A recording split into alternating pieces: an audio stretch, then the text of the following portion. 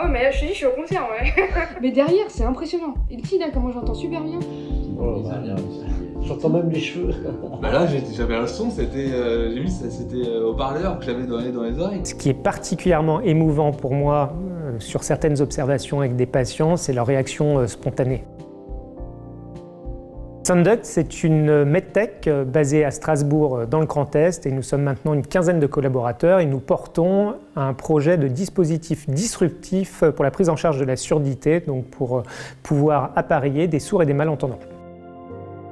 Notre solution innovante au Clear System repose sur le principe de la conduction osseuse. Là où classiquement on entend par l'oreille, c'est-à-dire en conduction aérienne parce que le son est transmis dans l'air, en conduction osseuse, le son est transmis par la propriété naturelle des os qui entourent le système auditif. La techno est disruptive parce que elle marche pour les sourds et malentendants d'une part et sur toutes les grandes catégories de pathologies, y compris sur le vieillissement cellulaire qu'on appelle la presbyacousie. Finalement, l'histoire de Sunduct, elle est assez simple, c'est issu de besoins familiaux. Avec mon associé de l'époque, on avait des cas de surdité dans nos familles respectives qui étaient inappareillables ou non satisfaites. Et on est parti en itération technique sans se mettre de barrières à la fois technologiques ou scientifiques pour partir sur une solution nouvelle.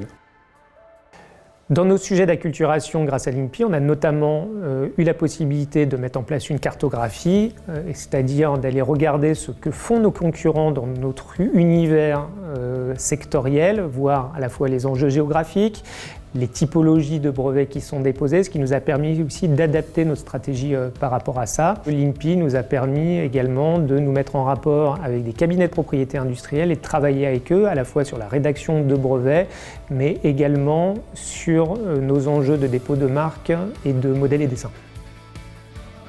Dans les prochains défis de Sunduct, nous sommes en train de créer notre usine et de mettre en place notre première ligne de production. Pendant ce temps-là, en parallèle, on va documenter d'un point de vue réglementaire notre demande de mise sur le marché pour les États-Unis et après pour le Canada. Et donc l'enjeu ultime, notamment en 2026, c'est un début de commercialisation en Amérique du Nord.